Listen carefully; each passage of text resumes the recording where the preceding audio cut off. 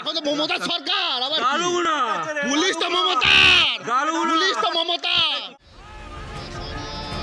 বাঁকুড়ার লাউগ্রাম অঞ্চলে বিজেপির পতাকা লাগাচ্ছিলেন গেরুয়া শিবিরের কর্মীরা। অভিযোগ, এখানে তৃণমূলের বুথ সভাপতি নিতাই চন্দ্র রানার বাড়ি। পতাকা লাগালে বাড়ির রাস্তা অবরুদ্ধ হওয়ার দাবি করে বাধা দেন তৃণমূল নেতা। আর এতেই উত্তপ্ত হয় পরিস্থিতি। দুপক্ষের মধ্যে কথা কাটাকাটি শুরু হয়ে যায়। ভাইরাল হয় ভিডিও। তৃণমূল নেতার দাবি, তাকে মারধর করেছে বিজেপি কর্মীরা।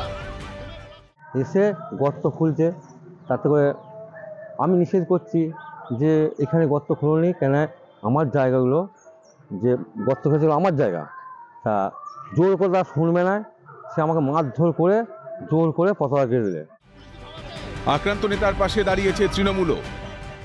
লাউগাঁও অঞ্চলেতে আমাদের এক তৃণমূল পুরনো দিনের কর্মী এবং নেতৃত্ব তার জায়গায় কোনো পারমিশন ছাড়াই পতাকা বাঁধে। প্রশাসন এবং নির্বাচন কমিশনের কাছে অ্যাপ্লিকেশন করেছেন, দরখাস্ত করেছেন, জানিয়েছেন এর একটা যথাবিহিত করার জন্য। পতাকা লাগানোকে কেন্দ্র করে বাঁকুড়া তৃণমূল বুথ সভাপতির এমন হুমকির পরে একাধিক প্রশ্ন উঠছে, পুলিশ কি শাসক দলের ইশারায় কাজ করে? তারা যাকে বলবেন তাকেই গ্রেপ্তার করবে পুলিশ? নিরপেক্ষতা বলে কি কিছুই নেই প্রশাসনের?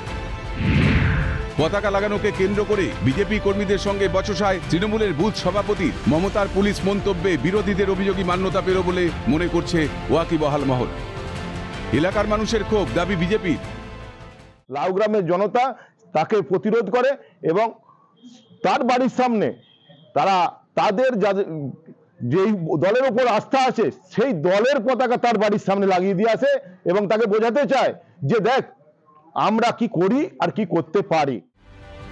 ঘটনা ইতিমধ্যেই পুলিশে অভিযোগ দায়ের হয়েছে। স্বরূপ রায়ের রিপোর্ট, ক্যালকাটা নিউজ।